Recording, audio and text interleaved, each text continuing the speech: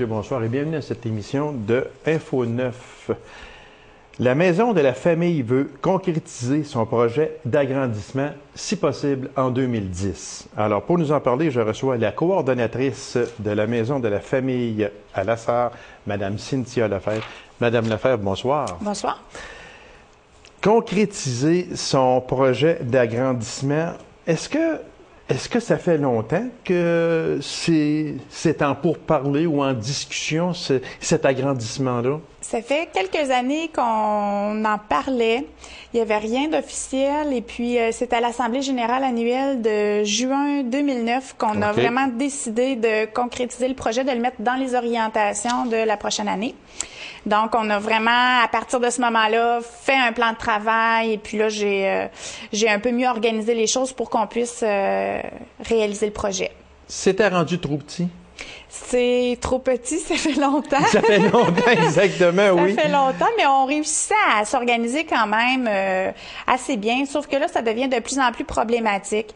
On a des conflits d'horaires dans les locaux.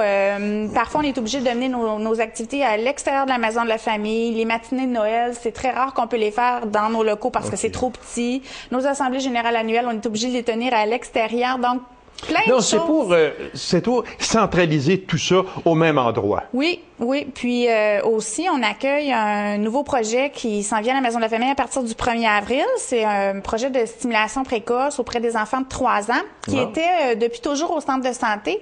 Et eux avaient le désir de le transférer à la Maison de la famille parce que partout au Québec, presque à 90%, c'est dans les organismes communautaires familles. C'est quoi exactement ce projet? Ce projet-là, c'est vraiment d'offrir des sessions de groupe auprès des enfants de 3 ans qui présentent des difficultés ou qui ont des défis, des choses à travailler un petit peu plus sur leur développement général.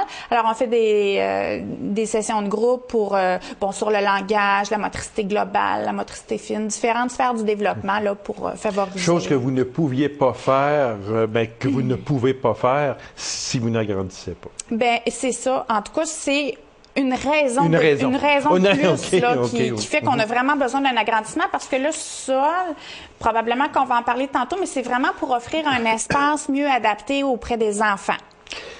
Et le but premier ou un des buts premiers de cet agrandissement-là, d'abord, vous passez de 2400 pieds carrés à 4800 pieds. Ça veut dire que vous doublez votre espace. On double la superficie. On a vraiment... Nous, au départ, là, le projet, parce que moi, j'ai aucune connaissance au niveau de la construction, de l'architecte et tout ça. On s'est associé, on cherchait quelqu'un qui pourrait être bénévole un petit peu, puis qui pourrait donner un point de départ à ce projet-là. On s'est associé à M. Lucien Bégin, qui a généreusement accepté de venir évaluer des différents scénarios d'agrandissement. Donc, au départ, il y avait 3 scénarios qui ont été évalués, puis pour finalement retenir celui de l'agrandissement par le sous-sol, qui est la solution la moins coûteuse au niveau des architectes. Parce qu'on a à lever la bâtisse. C'est ça. Non pas construire, oui aussi, mais ce n'est pas de faire quelque chose de neuf. Exactement. De faire toute une bâtisse neuve. C'est ça. Alors, c'est vraiment cette solution-là qui a été envisagée. Et puis, à partir de ce moment-là, là, on a fait faire des soumissions. On a fait une évaluation des coûts aussi. Et puis, voilà, on en est là. Les demandes financières ont été aussi commencées à cheminer. On a déjà des confirmations aussi. Ça va très bien, le projet, actuellement, là. Donc, vous avez été vous chercher un allié de taille. Oui. Avec M. Bégin. Bien, c'est certain que M. Bégin, avec le Jardin des patrimoines, avec toutes ses connaissances aussi, on savait là qu'on avait une bonne personne. Donc, il nous a donné un bon coup de main. On a fait le lancement du projet d'agrandissement à l'automne 2009. Et puis, à partir de ce moment-là, là, les demandes financières ont été acheminées à différentes instances. Et on en est pas mal là actuellement. Combien de personnes approximativement annuellement va à la maison de la famille? Entre 4 000 et 4 500. Je vous dirais que ça joue beaucoup autour de 4200, 4300 personnes. Là, ça, c'est assez stable. Là, c'est beaucoup de gens annuellement. C'est certain que nous, on est présents aussi dans les municipalités environnantes. Tu sais, dans ces statistiques-là, il y a toutes les familles qu'on rejoint chaque semaine à Macamic et à Tachereau qui sont comptabilisées dans nos statistiques, mais il reste que c'est quand même beaucoup de personnes là, qui viennent annuellement. Oui, parce qu'on reste un peu surpris de ça, parce que quand on parle d'au-delà de 4000 personnes, c'est beaucoup. Oui, on existe depuis 1994, donc c'est certain que les familles commencent à nous connaître un peu mieux. Oui, bien sûr, moi, je dirais qu'on est en phase de consolidation. Ça fait quelques années qu'on est vraiment là assez stable dans la fréquentation auprès des familles, dans les activités aussi. Je suis bien contente quand même qu'on en soit là. Oui, exactement. Mais là, je vais vous poser la fameuse question qui tue, comme dirait notre bon ami Guilla. Est-ce que cet agrandissement-là peut se faire en 2010, selon vous? C'est ce qu'on souhaite, parce que quand on a fait faire les soumissions, il y a un des entrepreneurs qui nous a garanti son prix jusqu'en 2010, jusqu'en octobre 2010. OK. Et puis, comme les demandes de financement qui ont été acheminées, puis les confirmations qui sont très positives, nous permettent de croire qu'on va pouvoir réaliser le projet cet été. Nous, on fermerait probablement les locaux parce que c'est quand même, on monte la maison. C'est ça, exactement. Puis de toute façon, pour nous, l'été, c'était une période où les employés régulières, on était en période de chômage parce qu'on n'est pas capable de fonctionner sur une année avec le financement de base qu'on a. Donc, c'est la bonne période. Oui, exactement. Oui, en même temps, pour ce projet-là, ça joue en notre faveur parce qu'il n'y a pas de problème à ce qu'on ferme un mois, 2 mois pour réaliser le projet. Ce que vous faites annuellement. Oui. C'est ça, à ce moment-là. Moi, si je vous demande, comment est financé votre budget d'opération, Madame Lefebvre? On a une subvention de base qui est annuelle et qui est récurrente. C'est le ministère de la Famille et des Aînés qui nous finance de l'ordre de 50 quelques mille. Le reste du budget annuel va avec l'autofinancement, le Keaton, dont on entend parler chaque année. Donc, on va parler peut-être un petit peu là, vers la fin de l'émission. Là. Différents projets comme le marrainage qui est financé par l'agence régionale. Alors, c'est différentes ententes de services, petits projets. Alors, vous avez une base de 50 000, qu'on peut dire. Un peu plus de 50 000, oui. Un peu plus, OK. Puis après ça, le restant, bien, vous devez aller le chercher par des activités comme le Keaton, entre autres, et des choses comme ça. Oui. C'est plus que 50% qu'on va chercher en sous supplémentaire, là, parce qu'annuellement, on fonctionne à peu près avec 130 000, 140 000 dollars. C'est votre budget annuel. Oui. Et ça vous le prend aussi, parce que vous ne pouvez pas aller inférieur à ça si vous voulez continuer votre excellent travail. C'est un minimum, étant donné, je vous le disais tantôt, en période estivale, on fait des coupures justement parce qu'on n'arrive pas à fonctionner sur une année. Donc, c'est le minimum que ça prend, évidemment. Si on parlait d'estimer des travaux, ce serait quoi à peu près? L'estimation tourne autour de 100 000 pour l'agrandissement, mais on parle aussi des travaux finis, la peinture, tout. Prêt à faire des activités à l'intérieur, c'est ça? Presque. Il reste l'équipement à acheter, mais je veux dire, le gros des travaux est fait. Donc, on parle de 100 000 Jusqu'à maintenant, là, en date d'aujourd'hui, on a 50 du financement d'avancé, de confirmé. Ah oui? Alors, oui, ça va très bien. C'est sûr. Je suis vraiment contente. Parce que ça prend des partenaires financiers, vous en avez visé, c'est sûr. Oui. Alors, est-ce qu'il y aura aussi une collecte dans la population en général? De la façon que ça a été, moi j'ai ventilé le budget de façon à ce que la Maison de la Famille fasse un investissement de 20 Donc 20 de 100 000, c'est 20 000. C'est 20 000, exactement. Nous, l'année passée, le conseil d'administration, en fin d'année, a mis un placement de 7 500 $ et puis il nous reste la balance à aller chercher. Alors, c'est certain qu'en 2010-2011, nous allons réaliser une activité d'autofinancement. Probablement, là, quelque chose comme le mois de mai, là, il devrait avoir quelque chose là, pour financer le projet d'agrandissement. Puis si en fin d'année financière, on a des petites réserves financières, on va encore les mettre de côté. Donc, vraiment, l'objectif, c'est d'aller chercher un 20 000 pour la Maison de la Famille. Puis le reste, c'est les partenaires financiers qui s'ajoutent. Faire appel au bénévolat. à ce moment-là, je pense que, moi, je l'ai dit tout le temps, il y a plusieurs organisations ici, quand on parle du secteur Abitibi-Ouest en particulier, mais on peut parler du secteur Abitibi-Témiscamingue également. Mais si on se concentre ici dans le secteur Abitibi-Ouest, le bénévolat, nous autres ici, là, on dirait qu'on est né avec ça. J'ai l'impression que lorsque l'on demande, moi je reçois beaucoup de personnes ici, et ces personnes-là me disent tout le temps la même chose. N'eût été du bénévolat, on ne pourrait pas fonctionner. Alors, vous allez vous servir également du bénévolat. Oui. Moi, comme je vous disais tantôt, j'ai fait faire un budget, une soumission qui est évaluée à peu près à 100 000 $. Par contre, il y a toujours des petites surprises quand on agrandit. Ah, mais ça, c'est sûr.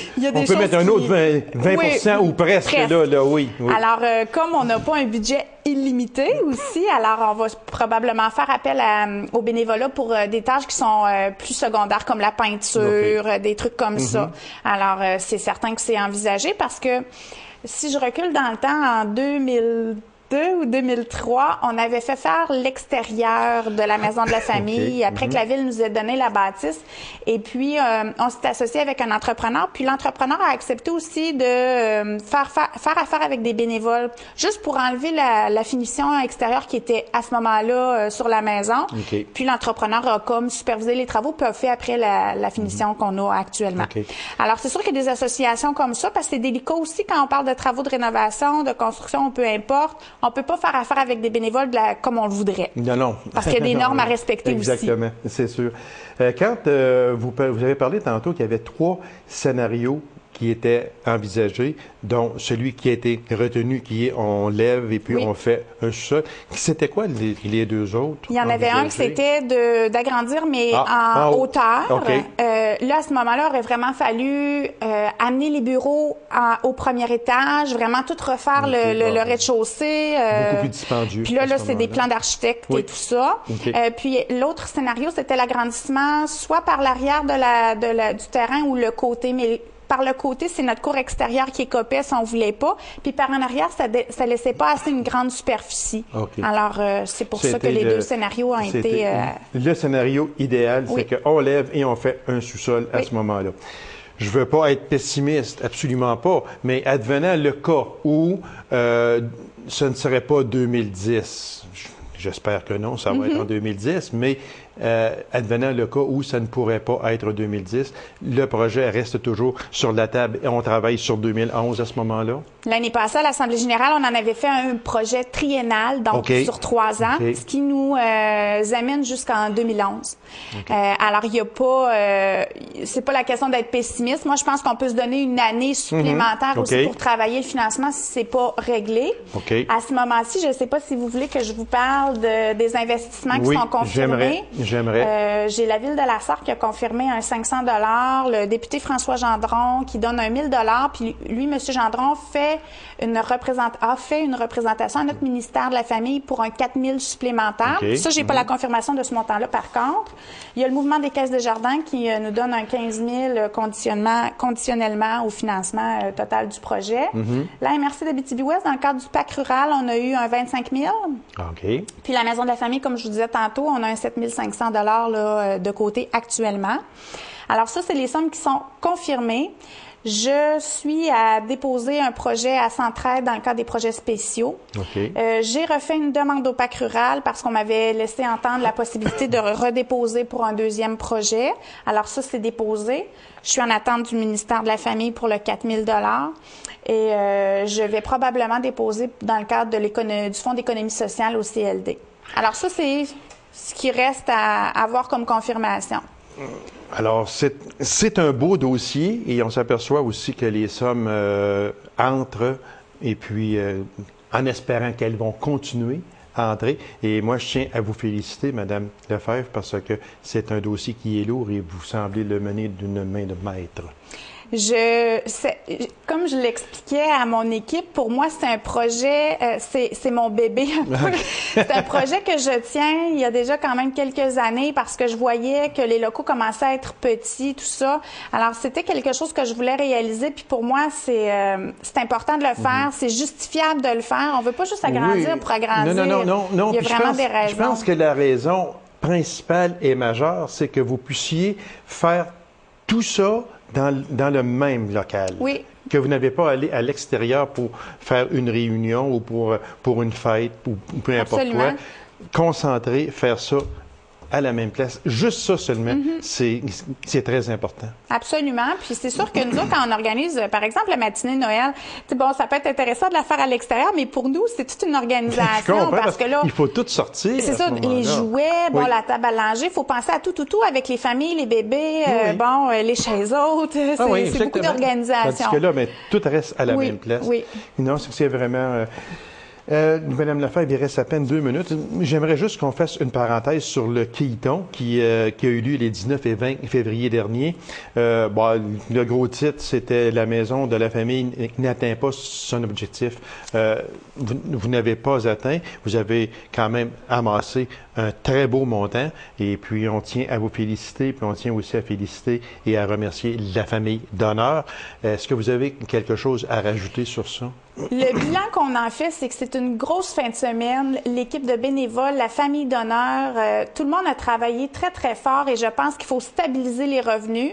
Plutôt que de vouloir augmenter la barre chaque année, on va stabiliser ça, puis ça remet en aucun cas le Keyiton en cause. On va continuer de le faire, on aime le faire, puis on remercie tout le monde qui a participé de près ou de loin à cette organisation-là. Parce que vous aviez 12 000 d'objectifs, vous avez presque 10 000 que vous avez ramassé, ça fait que c'est quand même excellent. Puis je pense aussi, comme vous avez si bien dit, tout ce qui a été autour de ça, que ce soit les bénévoles, famille d'honneur et ceux qui ont participé également, c'est excessivement important. Donc, si je lis entre les lignes, on va mettre l'objectif un petit peu moins élevé, parce que c'est quand même, mais quand on parle d'un objectif, même si on dit, ben, il est haut, mais si on ne l'atteint pas, mais quand même, c'est qu'on veut toujours atteindre son objectif.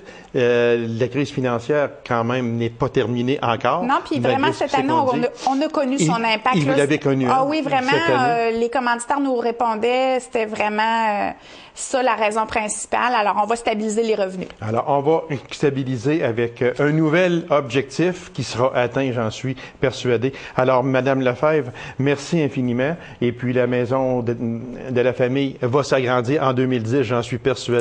Avec une meneuse de dossiers comme vous, c'est la réussite. Et puis, je vous félicite également de mener bien ça, comme tous les dossiers d'ailleurs que vous menez. Et puis, aux gens qui ont participé au Keyiton, bien, encore une fois, un grand merci. Puis, on va sûrement se revoir, Mme Lefebvre, à l'ouverture peut-être. Merci beaucoup. C'est moi qui vous remercie. Alors, courte pause, mesdames et messieurs, et on va revenir immédiatement après. Restez avec nous. Nouvellement nommée comme coordonnatrice du club de l'amitié des handicapés du secteur Lasserre, je m'entretiens avec Mme Linda Hamelin. Mme Hamelin, bonsoir. Bonjour. Mme Hamelin, c'est tout nouveau. Ça fait combien de temps que vous êtes en poste? J'ai débuté en décembre dernier. OK. Moi, là, si je vous demandais tout bonnement de vous décrire, vous faisiez quoi avant de prendre ce poste-là au Club de l'amitié des handicapés? Bien, j'ai toujours été au public. Je possède une petite auberge. Ah oui? Oui. Au Mont-Fenouillet. Puis j'ai toujours été au public. Puis j'ai suivi mon cours aussi en tourisme. OK. Fait que vous êtes dans le domaine... domaine externe, si on peut s'expliquer ainsi, et vous êtes justement là, dans le domaine où vous rencontrez des gens, etc. Alors, pour vous, c'est nouveau, ce poste-là, mais est-ce que ça vous fait peur? Non. Non, du tout? Non. C'est un très beau défi à relever, là. Oui, justement, parce que je veux en venir à ce défi-là. Premièrement, est-ce que vous êtes une femme de défi? Oui. Oui? Parce que quand on parle du mont Fenouillet, que vous venez de dire, c'est tout un défi là, quand on parle de ça. Là. Et vous avez su le relever, j'en suis persuadé. Alors, vous êtes une femme de défi. Comment on vous a approché pour être coordonnatrice? On sait que vous remplacez Mme Plourde, qui, elle, s'est en allée à la Fondation Dr. Jacques Paradis. Alors, comment on vous a approché? Bien, il y avait On a lu une petite annonce, il y avait un poste d'affiché et j'ai posé ma candidature. Puis j'ai rencontré Mme Plourde, Mme Lessard et j'ai passé une petite entrevue d'une petite heure avec eux autres, mais par contre, j'ai eu affaire à rencontrer là, ceux qui embauchaient là, OK. Dans le conseil d'administration. Et et vous avez été choisi. Oui. Pour vous, relever un ou des défis, c'est important. Oui. Bien, c'est une très bonne satisfaction personnelle. Oui. Puis, c'est les défis pour avancer, pour évoluer, s'avancer dans la vie, bien, ça en prend des beaux défis. Puis ça, c'est un très, très beau défi. Moi, si je vous demandais, juste une question comme ça, là, est-ce que vous avez des craintes? Quelle serait votre crainte principale au Club de l'amitié? Je parle là. Est-ce que vous pourriez avoir une crainte? Ah, si je manque mon coup sur telle chose, vous ne pensez pas à ça. Vous foncez tête baissée, comme on dit, puis moi, j'y vais. J'ai un défi à relever ou j'ai des défis à relever, puis je ne regarde pas le négatif dans ça. Oh, ben, c'est sûr que quand on commence dans le domaine, on ne connaît pas tout. Ah oui, c'est sûr. Le rouage, etc. Ouais, ça peut arriver qu'on en fasse des erreurs, parce que l'erreur est humaine. Ben, l'erreur est humaine, madame. L'erreur est humaine, mais on peut se reprendre, et quand on se reprend avec la leçon qu'on a apprise, ben c'est comme ça qu'on avance.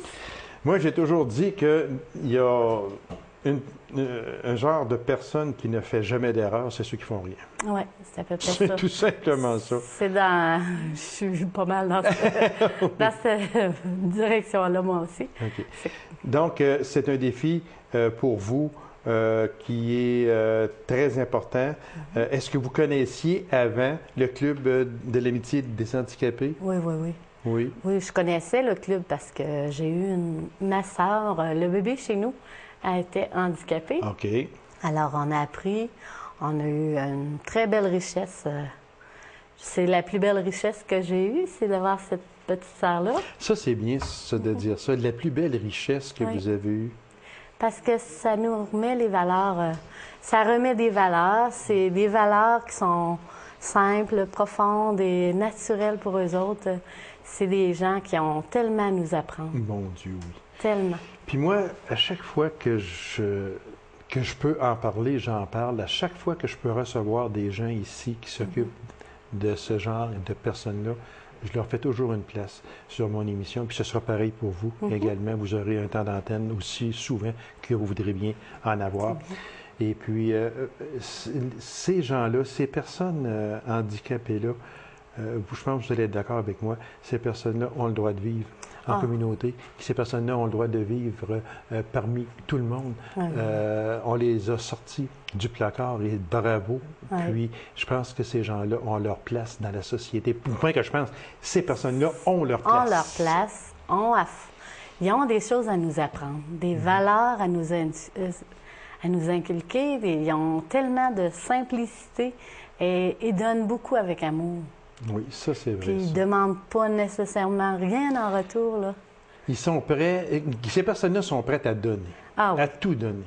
À donner, puis à nous apprendre aussi. On peut tirer des bonnes leçons de vie d'eux autres, hein? Beaucoup, beaucoup. Beaucoup, parce que c'est bizarre qu'on parle de ça, parce que je placotais la semaine passée avec quelques membres, puis qui disaient que... ça leur fait de la peine de voir que les gens pensent que parce qu'ils ont un handicap, soit physique ou intellectuel, les gens ont l'impression que c'est dangereux, mais c'est l'inconnu. Donnons la chance. Moi, je me dis, donnons la chance à nous et à eux de se connaître, de faire des petites choses, de faire des petites activités, de s'inclure dans le petit monde des autres, puis on va tellement apprendre. Parce qu'il y a juste une couple de décennies passées, on les gardait isolés, ces personnes-là. Puis mon Dieu, qu'on a fait des erreurs en faisant ça, que l'on corrige heureusement aujourd'hui en leur donnant une place dans la société. Ces personnes-là ont besoin d'être avec les gens normaux, entre parenthèses. Et puis, moi, j'ai toujours apprécié ces personnes-là. Puis, ils ont tellement ils ont de l'entre-gens. Oui. Puis lorsqu'on s'occupe d'eux autres, ils sont tellement contents. C'est incroyable. Moi, si je vous demandais, Madame Hamelin, c'est quoi votre ou vos objectifs pour le Club de l'amitié des handicapés? Mais mon objectif, là, c'est que je vise aussi à ce que la population connaisse un peu plus ces personnes-là, à les intégrer de plus en plus avec des activités, soit du baseball poche, soit des... Comme là, on va avoir un Dieu merci, là. Okay. Notre financement, notre campagne de financement Dieu merci, c'est un spectacle de Dieu merci. Puis ça, là, c'est... vous allez voir que, oui, ils ont des limitations, mais ils sont surprenants. Ils sont bien, bien, bien surprenants. Est-ce qu'on peut dire que vos objectifs sont à peu près les mêmes que votre prédécesseur? On joue toujours dans l'objectif de faire en sorte que ces personnes-là soient mieux connues.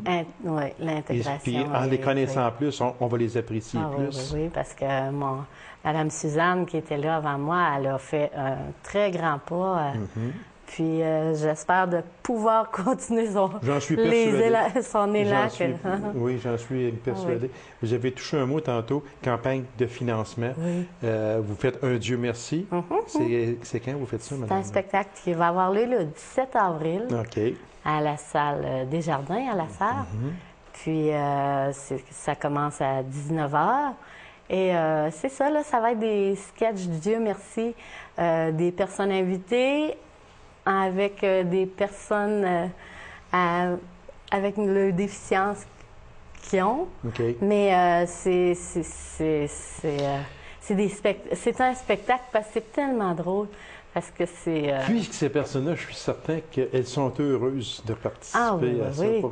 Pour eux autres, c'est un défi. C'est un beau défi. C'est un beau défi. Une fierté aussi. Exactement. Une fierté, là. Puis c'est de montrer qu'ils sont capables. Ils sont capables, puis ils sont fiers de le montrer, qu'ils sont capables de relever ce défi-là, puis de s'intégrer à tous ces petites... Alors, vous me redites, la campagne de financement, c'est en avril? Quelle date? Le 17 avril. OK, le 17 avril, puis c'est un Dieu merci, OK, qui va se faire à quel endroit? À la salle Desjardins. OK, à la salle Desjardins. Alors, on invite les gens. Ceux qui voudraient y aller, il y aura sûrement des billets en vente, c'est ça? Il y a des billets en vente. On en a au club, on en a auprès des membres. OK. Mais c'est sûr que quand ça l'appelle au club, vous passez venir nous voir, puis on a des billets. Vous avez des billets. Alors, Madame Hamelin, merci infiniment. On vous souhaite tout le succès possible au Club de l'amitié des handicapés. Puis, comme je vous disais tantôt, j'aurai une tribune pour vous n'importe quel temps. Vous aurez juste à communiquer avec moi et puis ça va nous faire un plaisir de vous faire une place à cette émission-là pour quelque activité que ça peut être. Bien, ça va me faire plaisir de Alors, madame, je vous remercie infiniment et bon succès aussi avec la campagne de financement qui est le 17 avril à la salle Desjardins, c'est à l'Apollino. C'est un Dieu merci. Et puis, vous pouvez passer au Club de l'amitié des handicapés pour acheter vos billets. Madame Hamelin, merci et bon succès. Bien, merci beaucoup. C'est moi qui vous remercie. Alors, mesdames et messieurs, merci d'avoir été là et on se donne rendez-vous à une prochaine émission de Info 9. Au revoir.